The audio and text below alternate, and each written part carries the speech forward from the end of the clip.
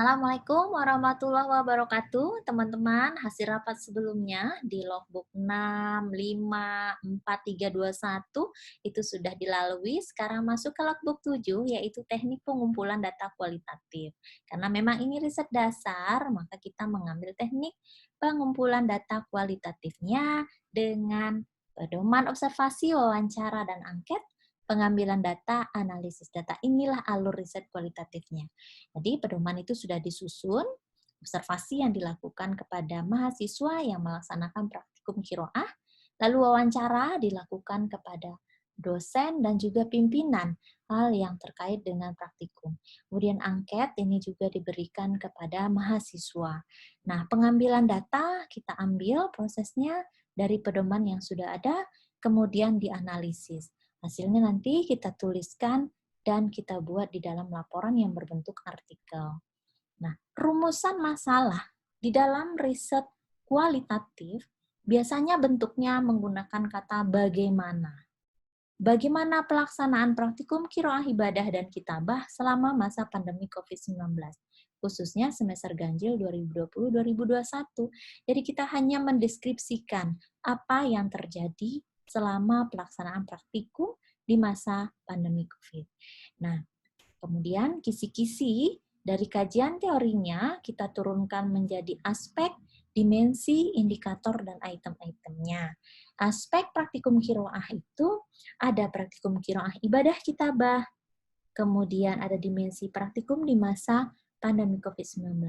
Indikatornya untuk praktikum itu ada 3, kita lihat ini masing-masing memiliki item, kemudian media daring, dan evaluasi daring. Nah, dari sana, instrumen untuk mahasiswa dibuat ya dalam bentuk pengumpulan datanya angket dengan media Google Form. Anggota riset S1, mahasiswa S1 menyebarkannya kepada teman-teman mereka.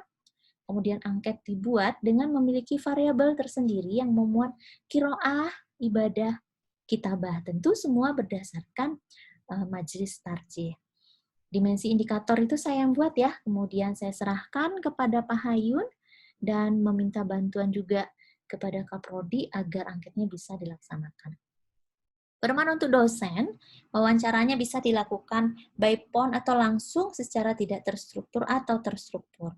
Kemudian Pak Hayun membuat item pertanyaan, baik itu yang memuat dimensi pola pengajaran, proses pengajaran, metode, pelaksanaan, dan prokesnya seperti apa, karena ini masih pandemi ya pelaksanaannya.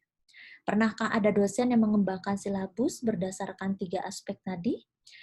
Kiroah ibadah kitabah, kemudian pertanyaan yang sudah dibuat diserahkan kepada saya untuk divalidasi. Nah, pedoman untuk pimpinan, karena ini berbeda fokus ya, kalau untuk dosen itu dia yang mengajar, sementara pimpinan adalah regulasi, sehingga wawancaranya bisa dilakukan secara terstruktur atau tidak kepada warik satu atau dekan dengan dimensi kebijakan. Jadi lebih kepada kebijakan sejak kapan peraturan rektor tentang kiroah, kemudian apakah sudah masuk dalam kurikulum direktorat, bagaimana pelaksanaan selama ini, bagaimana SKS-nya, apakah mata kuliah ini sebagai syarat utama atau tidak, apa tujuan melaksanakan kuliah ini.